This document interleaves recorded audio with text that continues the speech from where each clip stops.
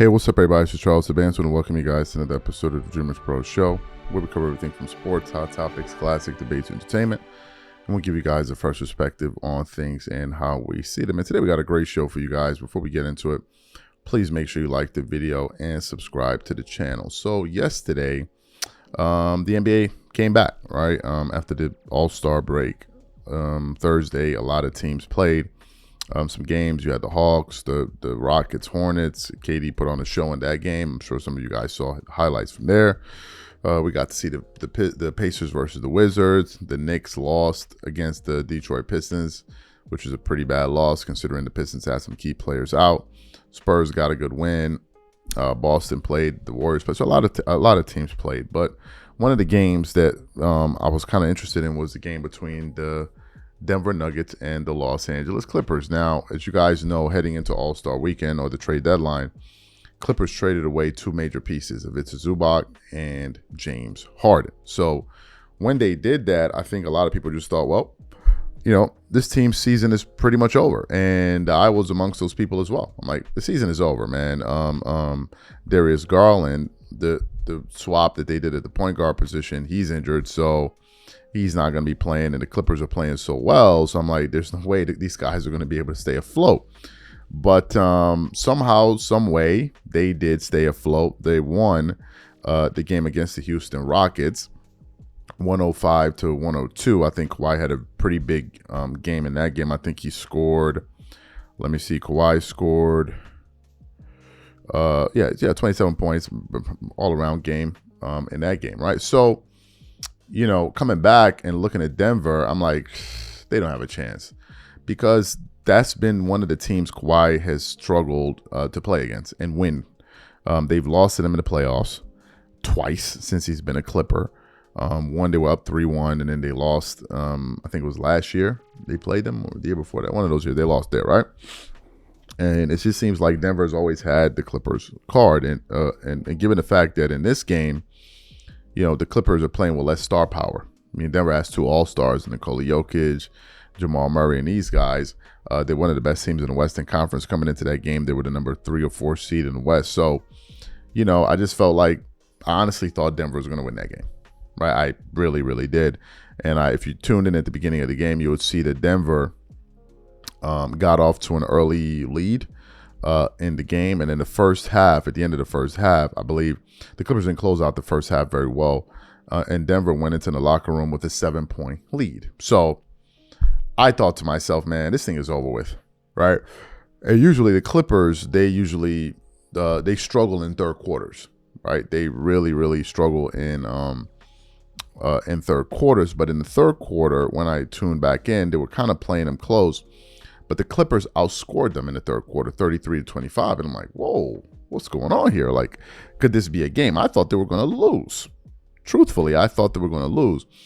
And then it came down to the fourth quarter, and it was a, you know, back and forth game. And the Clippers were up, I believe, 3 points. And Jamal Murray hit an uncontested 3-point shot. And he hit an uncontested 3-pointer. They gave up a 3. I'm like, why would you give this up? And then at the end of the game with the Clippers up 3, they fouled him, right? It was Derrick Jones Jr. I think they fouled him, and it was a kind of controversial call, but nevertheless, the referee's giving the foul. So he goes to the free throw line. And I'm like, is this guy about to hit all 3? And Ben Mathurin goes up to him and, Benedict Mathurin goes up to him and says something to him, and I'm going to get to him in a minute. And I'm like, yeah, all right, whatever. He makes the first one, swishes it. The second one, kind of forced it a little bit. And the third one just rims out. And I'm like, yo, they lost. Like, he missed the free throw. And the Clippers won this game by 1 point. And I was like, this was a very, very impressive win. I even posted about it on the channel. I said, this is very impressive. And I really want to get into the reasons why I think this was an impressive win and really hunker down and spend some time talking about Kawhi. But before we even get into that, today's video is brought to you by our sponsor, PrizePicks. PrizePicks is a daily fantasy app where you pick more or less on player stat projections.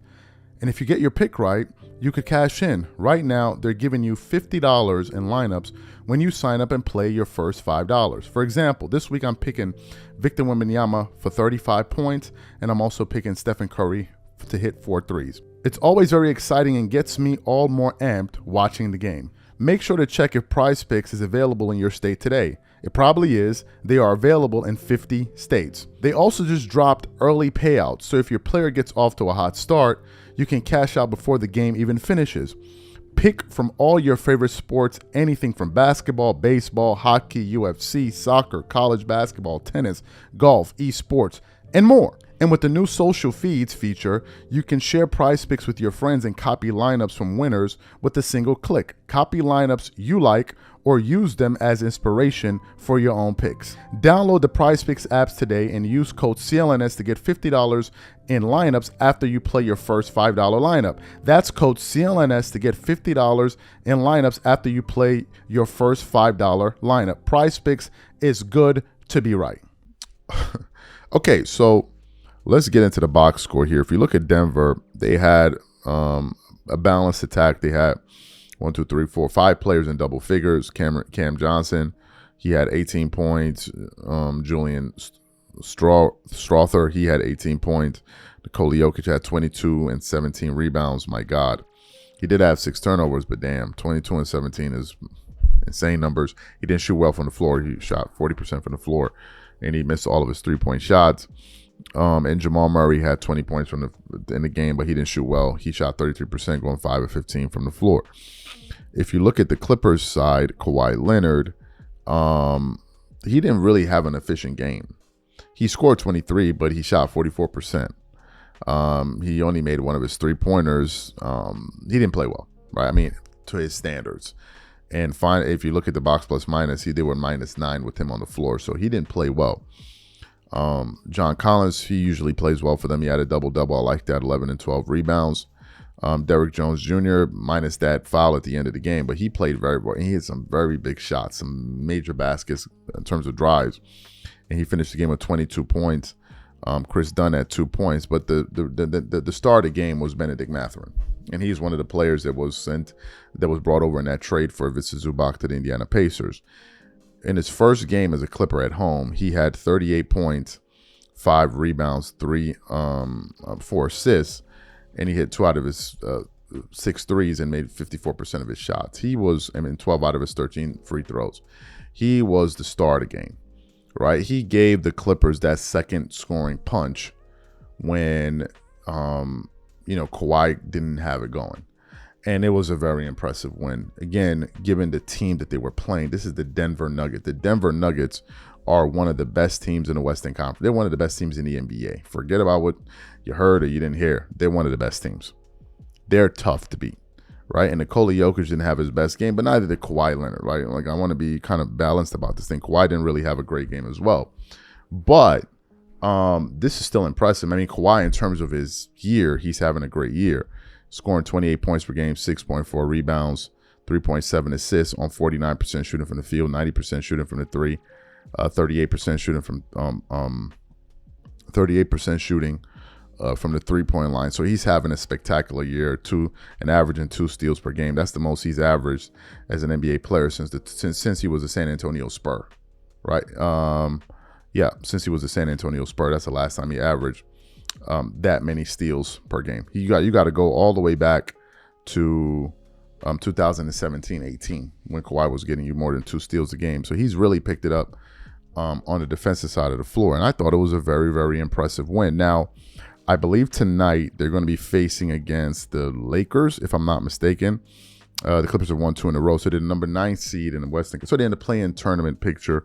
We'll have to see if they can make it out of the play-in, but tonight they're going to be playing against the Lakers, which we'll see how that looks. They're not traveling to another state, so I think they should be relatively fresh. So we'll see how that turns out. But, man, this was a very, very impressive win against the team that they played. And given the fact that, the only all-star on the floor the Clippers had was Kawhi Leonard, and Denver's a better team. So for them to get that win, it's pretty impressive. These are my thoughts. Whatever you guys think, leave your thoughts in the comments, and we catch you on the next show. Peace.